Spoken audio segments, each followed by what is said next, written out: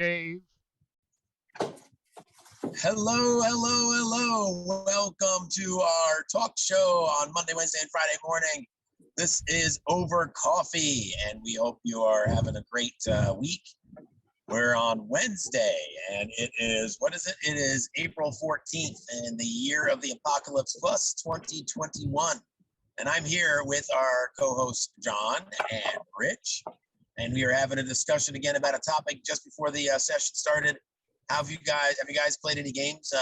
Monday night you had World Salad, is that right, John?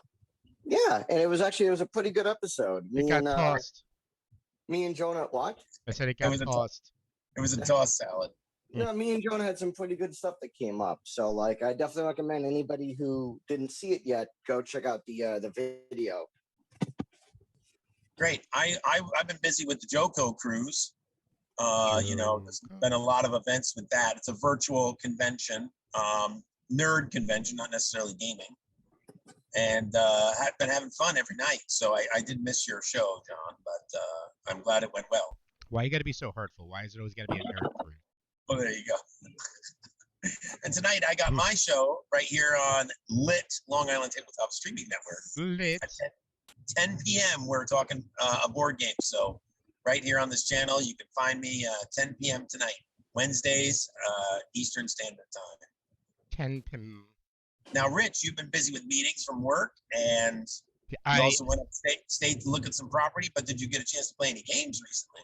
Actually, I felt the urge last night as I was going through email, and me and two others jumped on Project Zomboid while we were waiting. We hadn't played in a while, so when we logged on, the entire map was overrun by zombies. We said, let's challenge ourselves and let's just pick up and build a base somewhere else. Okay.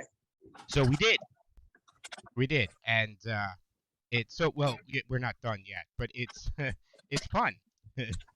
It's fun. It adds a level of challenge to us. So yes, I played Project Zomboid last night. I have my regular D&D tonight. And you're not streaming it. You just have your regular Dungeons & Dragons group tonight, right? That's correct. Just my regular D&D. Yeah. Cool. Oh, all right. Well, and I made an offer on the property. Oh, you did. You did mention that you were definitely considering that.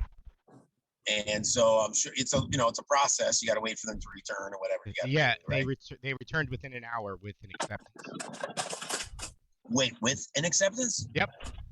Congratulations. So now we're just starting the process of getting all the paperwork set up and signed. Wow. You're going to be an upstater. Well, have like how far is it in driving time to get there? It's only about, believe it or not, it's only about 4 hours from here. It's It's between Roscoe, New York, and Binghamton right on 17. Okay. So. Cool. Well, that's great news. So making progress is always good. One of the longest single pieces of the drive is actually getting to the thruway. Yeah, of course. It's getting through New York to get off Long Island. Yeah, yeah. It's ridiculous. Wait, is it not like an hour and a half, 2 hours on 17? Hey, Doug. Yeah, how you doing? It is. Yeah, that's about what it is, Doug. Yeah, because like I remember going up to Syracuse. It used to take me 4 hours to get to Syracuse. Yeah, that's about how much further it is. Yeah, but this is actually relatively easy and close, and it's literally 5 minutes from 17. So you get off 17. From 17, you get onto 8, and then you make a right onto 10, which is right there. You literally 17 is almost the other side of the mountain of which my property is on. Okay. So you got accepted. Everything's good. You just now paperwork. Yeah. I made the offer yesterday, and they accepted. Nice. So. Well, I want to tell you guys, I don't want you to watch. I respect you guys. I really enjoy being on this show. I'm not planning on running for political office, so don't watch the very embarrassing video of myself last night in the Fancy Pants Parade on the Joko Virtual. I think it's on YouTube, but don't watch it. Don't search for Joko Virtual Cruise. fancy pants parade, whatever you do, because I don't want you guys to think different of me. All right, everybody out there in Yeah. virtual world, every Okay. single person out there, go and look up exactly what he just said. Yeah, If you're watching this later on, do it because That's now That's we an don't. invitation. That's an invitation. That's not a. That's not a don't. Oh, did I mention where it was located? That wasn't my intention. I didn't want to mention Joko Virtual Cruise YouTube channel, the Fancy Pants Parade. Definitely don't watch that. So you sent that out last night. My question to you is like that looked just first of all, it looked super expensive for like the It 70s. is. And then It's about 10 to 20% more expensive than regular cruises because they got to pay the talent. So there's a lot of the Mackerel boys. The Adventure Zone guys were on last year's cruise. So is it just like a D&D cruise? They'll have Will Wheaton will probably be there. No, it's a regular cruise. So you still got shore excursions. You still have hot tubs and bars, and dance clubs. Yeah. But then So they have that's not right. That's not fair. The talent on most cruises, they just get a free cruise. yeah. Well, I'm sure it must be why that's why it's more expensive. But they have a board game room. They got about 400 titles in the board game room. There's probably about 30 role-playing events for the week. And then last year, Ginger and I participated in the Magic Draft. They have Magic Drafts running during different times. And then, of course, they got comedy shows, live music, and a whole bunch of other stuff. So there was a Pokemon. There are people 3D printed Pokemon and hid them around the ship, so you can find Pokemon all week long and collect them. So you got to collect them all. So That's cool. That actually is pretty cool. It's pretty cool. All right, John. So, I was going to say, Doug? Did you get a chance to play any games in the last couple of days since you last saw you? oh yeah. No, I didn't. I worked late both nights, and I've just been painting this guy up. Oh, there you go. I recognize that dude. He's a jerk. And then you have your painting show tomorrow night at 7:30. Watching paint dry right here on the Long Island Tabletop. I'm sorry, right here on LITT. Let's get lit. Nice. Doug, you missed the topic that John wanted to talk about. He mentioned it before the show. So, What is it? unless anybody's got anything else, John, go ahead, start us up. So I was talking to my. Wait, you know what? I want to say something. We're always letting John pick the topics here, okay? No. This was a good one. You're more than welcome. Like, to be fair to Doug, what would you like to talk about this morning? Oh no, There I you go. have nothing to John's- talk about. I was just making a big stink. Go ahead, John. So I was having a conversation with my friend Dan. Danny. One of the things that we were talking about was this last campaign that I did for him and a couple of friends. And Wait, you did it for him and a couple of friends, or you I were was just? DMing. I was the one DMing.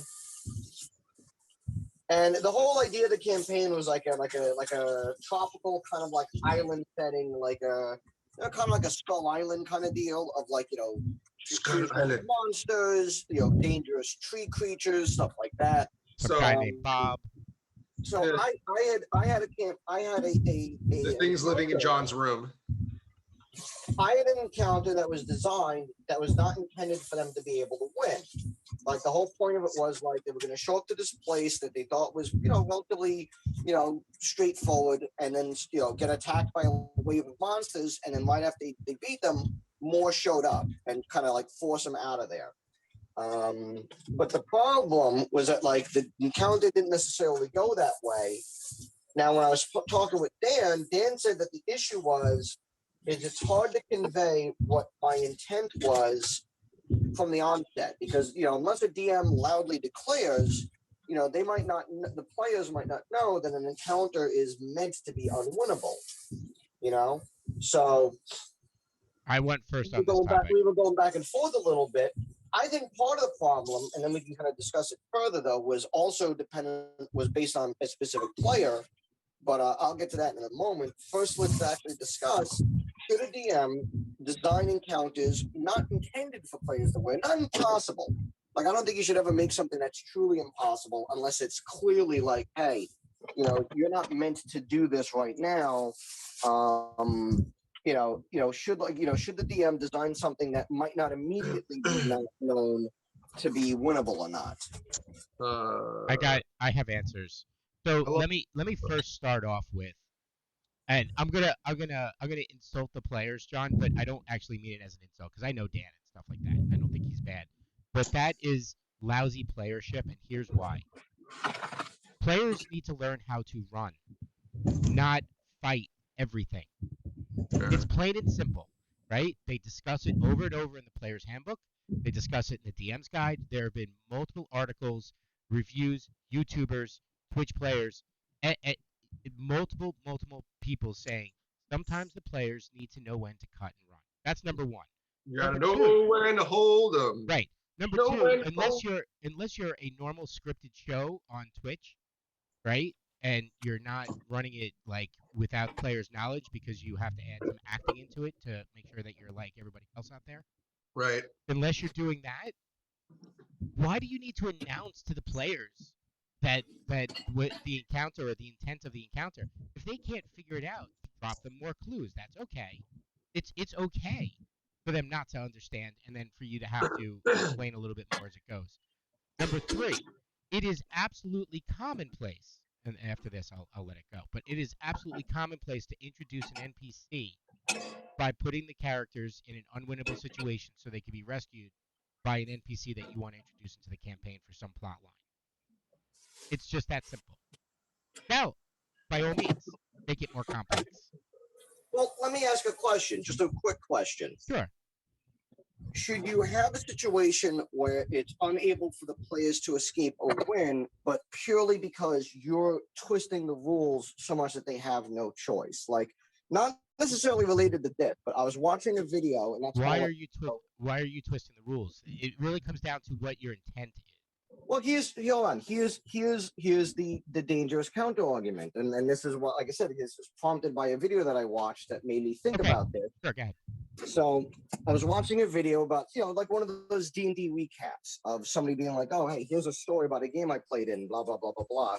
And what they were talking about how was the DM wanted to introduce their own NPC to kind of swoop in and save the players.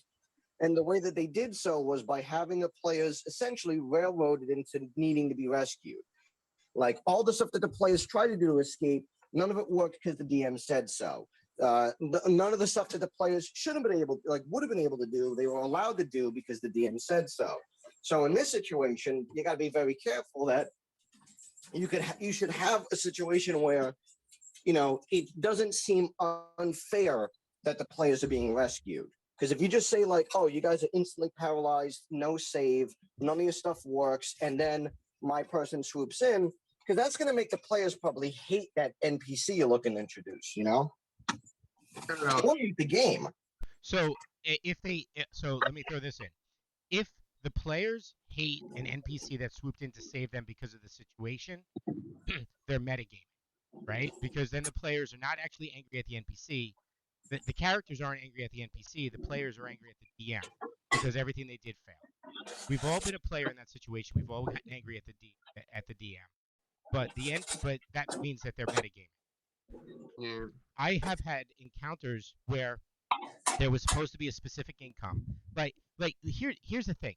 How do you capture players, right? Unless you throw something at them, right? Because players all of a sudden think that you're going to kill them if you overwhelm them. Can we step back for a second? Yeah, go ahead.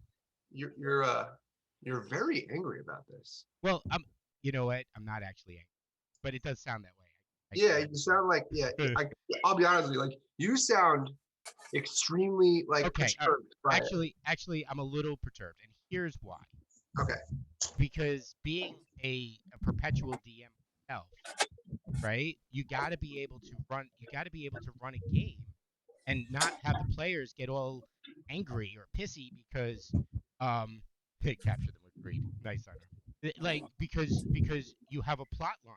Now, this isn't railroading. Railroading is like you always make them do what you want. Like we always talk about this, right? Well, this kind of goes back to like the Mercer effect, right? No, maybe. Well, you know what? The more and more I take clips, like watch clips of that and stuff like that. The more I realize that maybe at first it was a but it's scripted. You know? John, can you mute stuff when you're slamming pots and pans around? So Wait, which show do you think is scripted? Mercer's show. Mercer show. Oh, okay. So, and maybe it's not, right? Maybe it's not, but They're trained actors. That's it. that's what it boils down to, right? Maybe because they're trained actors, it seems scripted and it's not, but who knows? It may be, it may not be, and They're that doesn't all really, it doesn't they're all really voice bother me. actors, and they come from like I think a lot of them come from a history of what is it, improv and stuff like that. Right, and I don't right. So which means it could not be, and that's okay because that's not that's them, and I think and they're awesome, and it's just that simple, right? I would never take anything away from anything they're doing because they're just simply awesome.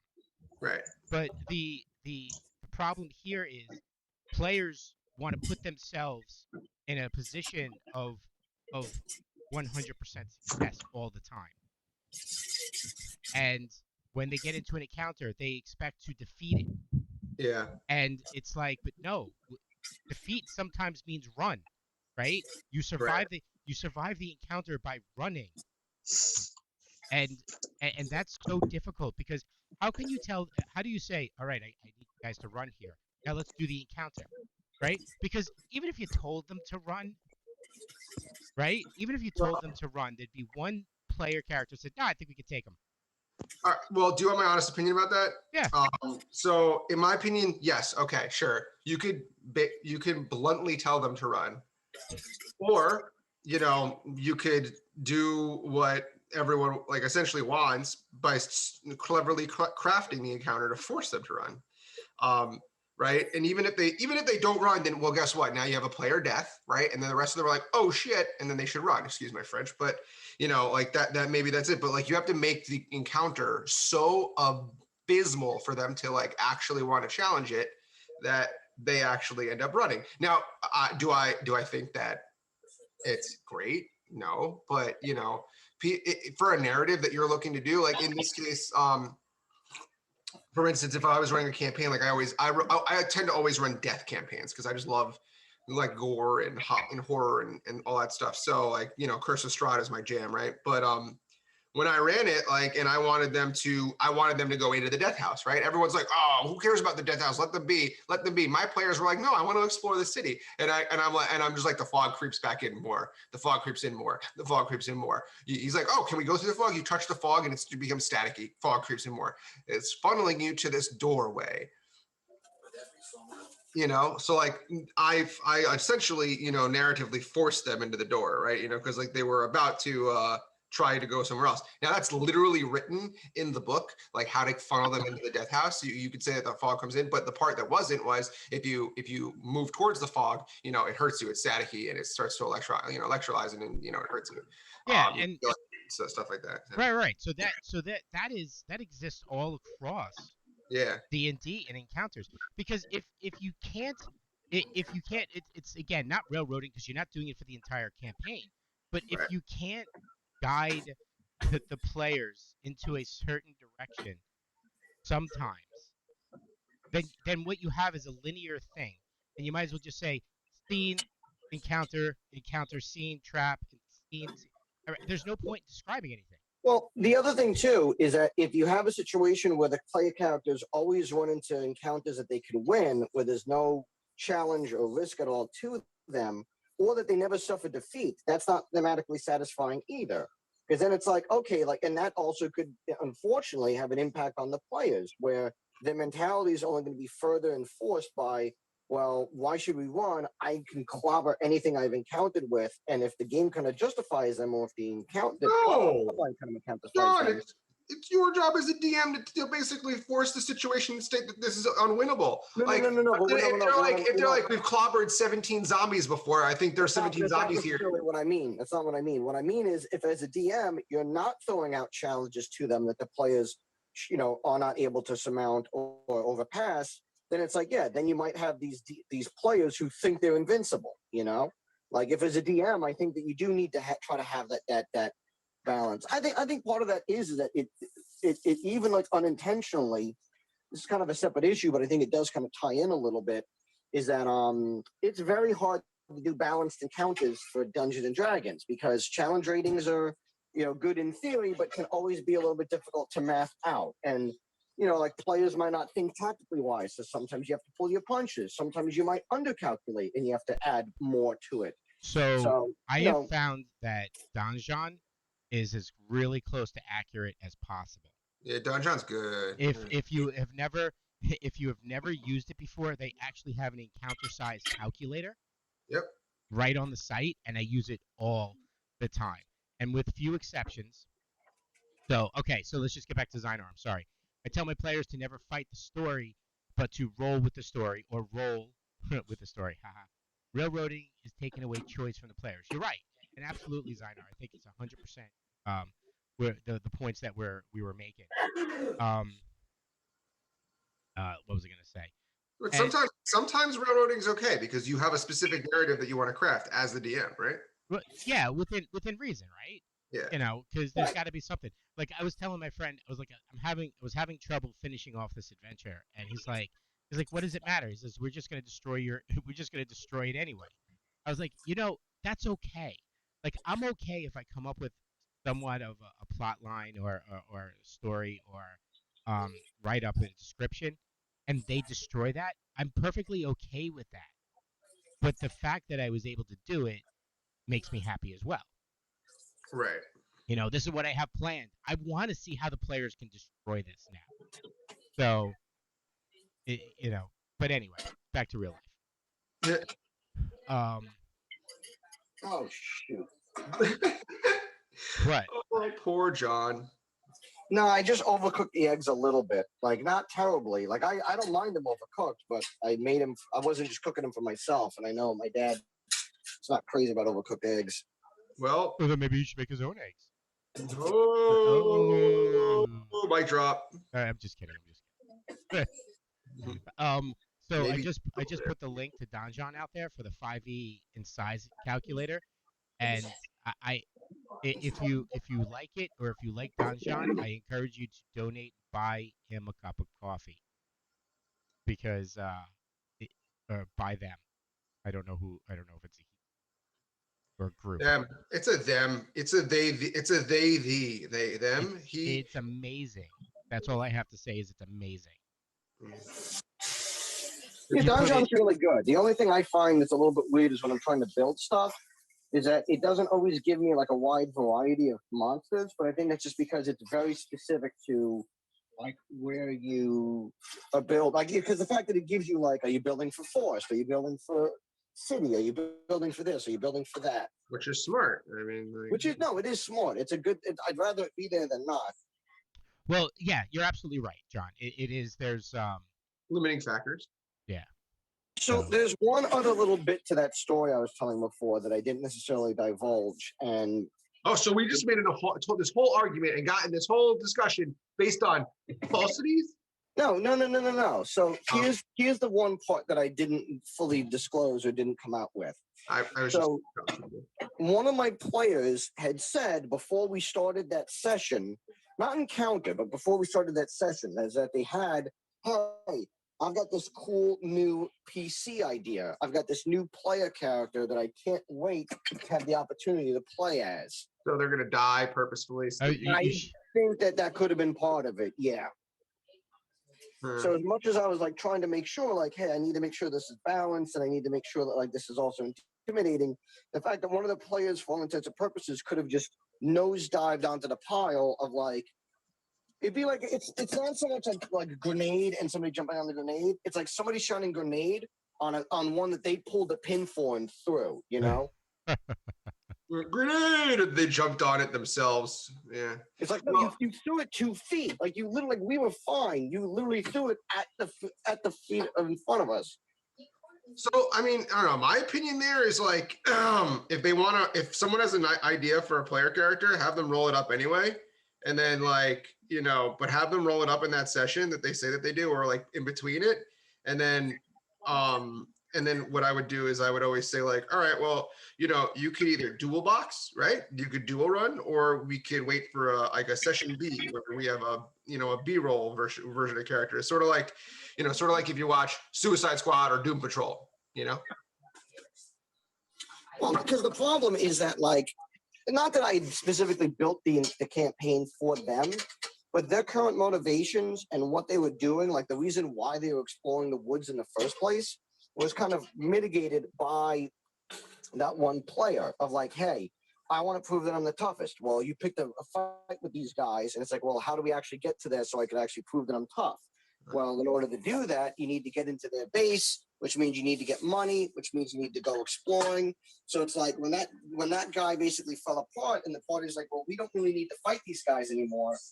I had to kind of like rejigger the entire campaign on the spot, basically. Well, John, that's come on, man. You got to think about these things. Oh, I get that, but it's Now you're just being mean. when you essentially start steering the campaign and then like they duck out of it, you know? Listen, players are gonna suck. It's their job to suck. It's our job to make it good. So It's not that they're going to suck. They're going to be demanding. Oh, I'm sorry. I apologize to everyone out there that's listening to this. I don't mean that you all suck. It's just my friends suck.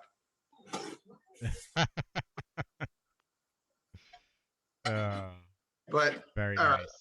I mean, here's at the end of the day, there's going to be DMs and there's going to be players, and there's going to be some DMs that are going to stand there and talk like this and enunciate and say these things and blah blah blah, and then there are going to be DMs that are going to be like Matt Mercer, where they're going to be like, and then the ogre comes in and goes, ah! And then there are going to be players that are going to be like, I want to swing at this, I want to hit this. Wait, where's the combat? Where's the combat? Then there's going to be players that are going to be like, I want to talk and go around and be like every other fairy butterfly out there. But at the end of the day, I mean, you just have to be prepared for everything, or at the same time, just be acceptant of everything. You know, if everyone wants to go and cry about every little thing, people are not going to want to DM. People are not going to want to run games. It's just that's just how it works, in my opinion. Yeah. It's all right. You know, John, it's a good topic, and it's unfortunate that you ran into it that way. But what you do have to do is you have to take each situation is different. You know, that's so like however you deal with it here may not be the same way you deal with it in the next game or the next encounter. Right. Yeah. So. Right. It's a problem. It's just, and I don't want to like say that I blame Matt Mercer, but I blame Matt Mercer. It's not his fault. Players were being jerks before Matt. I mean, were they? Yeah, they. Well, no. Hold on. Players were not smart before Matt. Oh yeah. After Matt, they just demanded much more from the DMs, and they no longer wanted to actually go into a dungeon.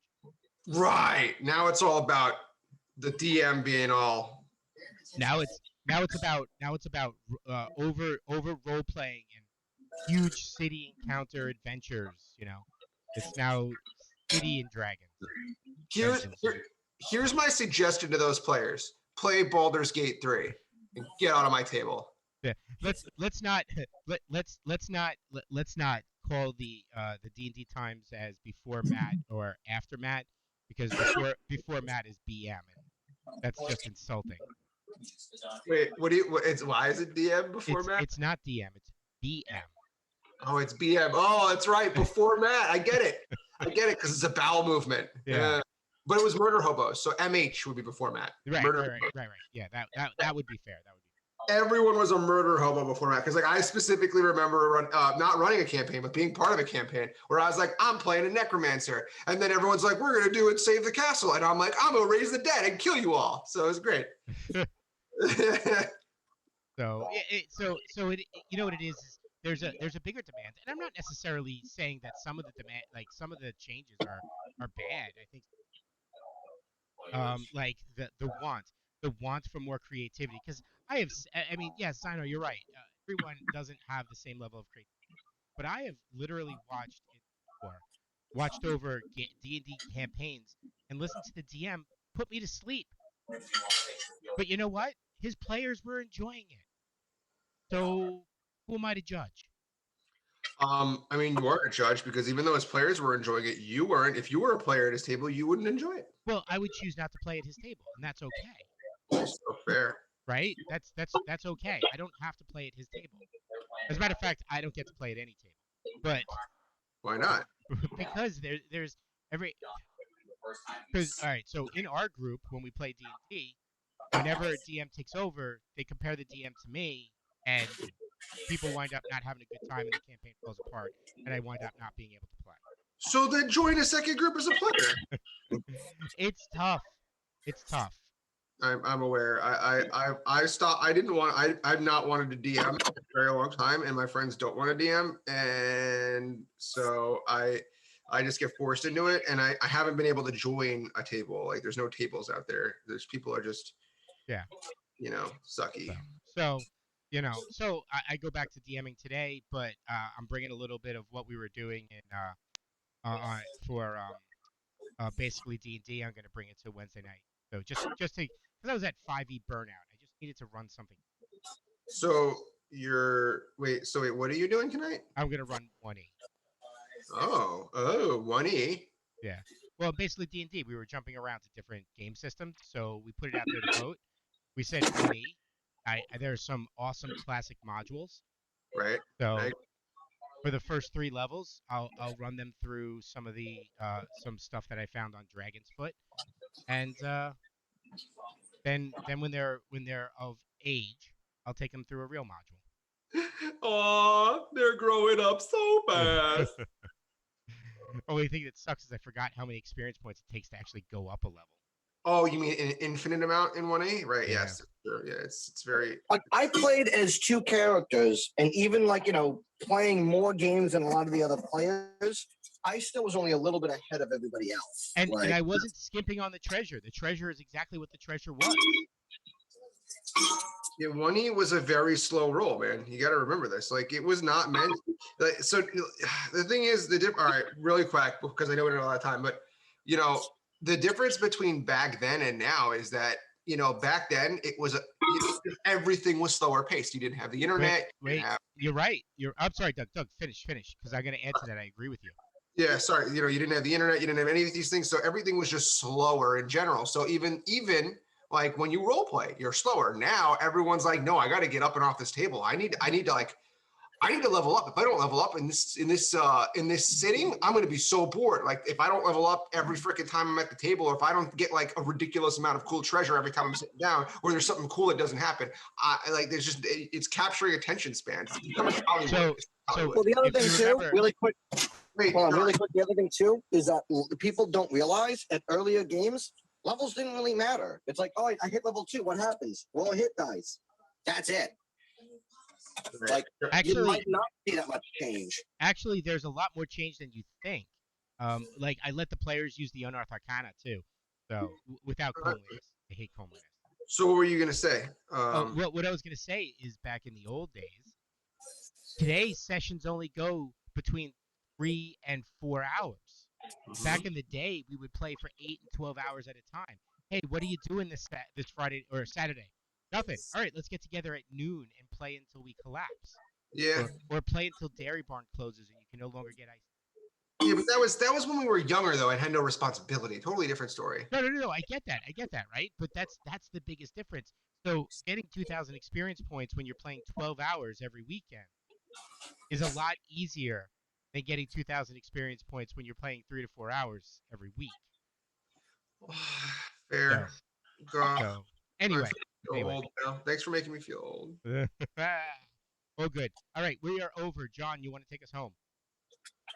Thank you, everybody, so much again for watching us. Again, join Dave tonight for his stream. Catch Doug tomorrow for his. And catch us again Friday for another episode of Over Coffee.